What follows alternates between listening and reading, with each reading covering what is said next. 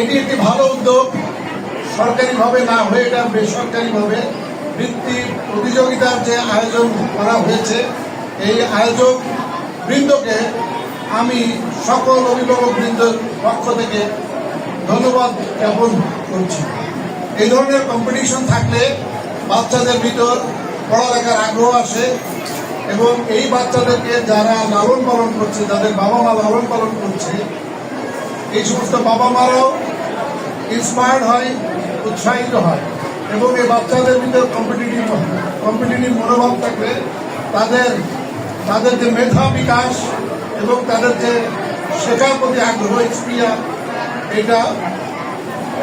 এটি বৃদ্ধি পায়।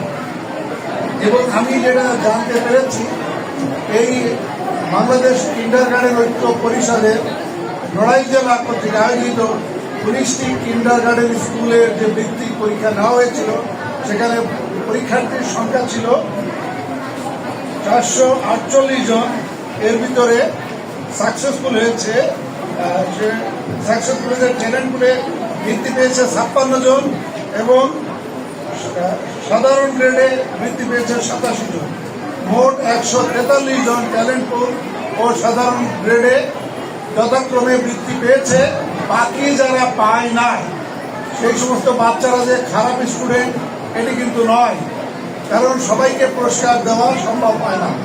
সবাই ভালো, সব বাচ্চারা ভালো করেছে এবং সব বাচ্চাদেরই বাবা মাকে এই আয়োজকবৃন্দ ওনাদের পক্ষ থেকে আমি ধন্যবাদ জ্ঞাপন করছি যে সবার বাবা মা সকল বাচ্চাদেরকে চেষ্টা করিয়েছে, পরীক্ষা দিয়েছে, কিন্তু কিছু বাচ্চা হয়তো একটু নাম্বার বেশি পেয়েছে, ওদেরকে পুরস্কৃত করা হয়েছে, কিন্তু সকল বাচ্চাই চেষ্টা করেছে এবং ভালো করেছে।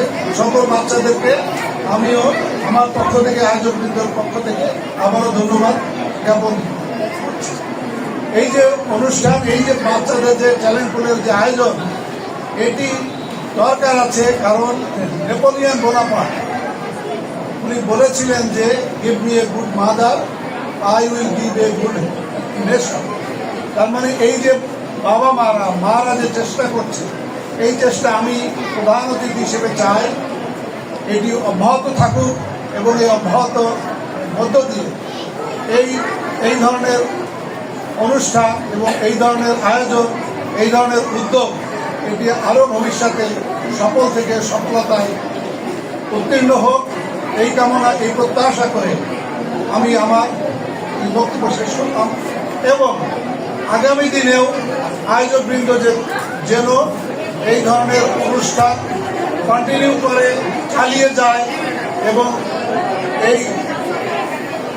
এই অনুষ্ঠান এবং এই প্রতিষ্ঠান যেন সব উদ্যোগে আরও উত্তর সফলতা পায় এবং সফলতা কামনা করে আমি বক্তব্য শেষ করলাম।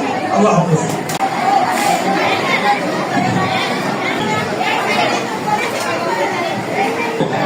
প্লিজ আর কোনো কথা বলবেন না। সম্মানিত সভাপতি, সংক্ষিপ্ত এবং প্রধানমন্ত্রী আসে, ওনার ভাষণ শুনবো, দয়া করে কেউ যাবেন না। আর অনুষ্ঠান অদৃশ্যকে দেখান এবং মাসুদকে এদিকে আসুন। ঘোষণা করা হবে, শুধু তারা আসবে।